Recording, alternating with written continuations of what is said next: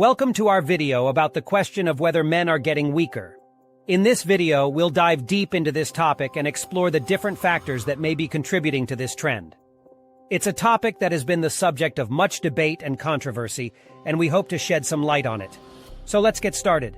It's a question that may seem strange at first, but when we start to look at the facts, we see that there is evidence to suggest that men are indeed becoming weaker. But why is this happening? One possible explanation for the weakening of men is that our education system is failing them. Schools have become more concerned with pushing social and political agendas, such as teaching children that there are more than two genders or that it's okay to be weak, rather than focusing on teaching them practical skills and valuable life lessons. This approach to education can lead to a lack of self-confidence and resilience, which makes it more difficult for men to handle the stresses and challenges of everyday life. Instead of empowering students to think for themselves and develop critical thinking and problem-solving skills, they are being indoctrinated with beliefs that are not based on fact or reality. It's important to recognize that men, like all people, have unique strengths and weaknesses. We shouldn't be promoting weakness or discouraging men from pursuing their interests or expressing themselves. Rather, we should be encouraging all individuals to embrace their strengths and develop the skills necessary to succeed in life. The idea that those in power benefit from a population that is compliant and docile is not a new one. From ancient times to the present day, rulers have used various means to keep their subjects in line, including religion, propaganda, and even physical violence. In the modern era, the tools of control have become more sophisticated, with mass media and advertising being used to shape public opinion and consumer behavior. One way that weakness plays into this is that it makes people more dependent on external sources of support, such as pharmaceuticals, medical treatments, and other forms of intervention. If people are weak, they are more likely to suffer from health problems, both physical and mental, which can be treated with drugs and other therapies. This creates a massive market for the pharmaceutical industry, which is worth billions of dollars every year.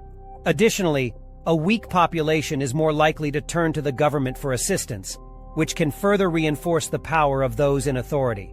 For example, if people are unable to find work or support themselves financially, they may turn to welfare programs or other forms of government assistance. While these programs can be helpful in certain situations, they can also create a sense of dependency and reduce the incentive to become self-sufficient. From this perspective, it becomes clear that the interests of those in power are not always aligned with the interests of the population as a whole.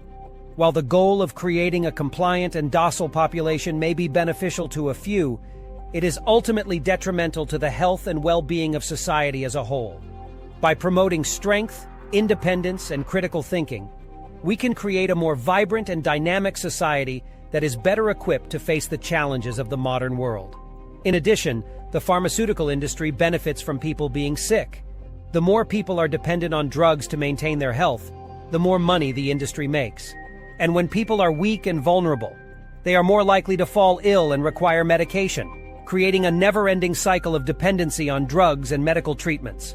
So, what can be done to reverse this trend and build a stronger, more resilient society?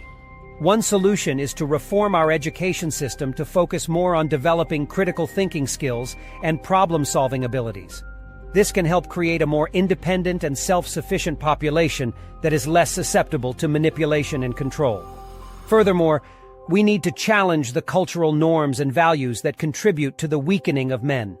This means promoting more diverse and inclusive representations of masculinity and encouraging boys and men to embrace their emotions and pursue a wide range of interests and hobbies.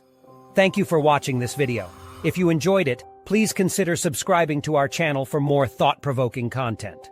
And if you have any thoughts or comments on this topic, please share them in the comments below.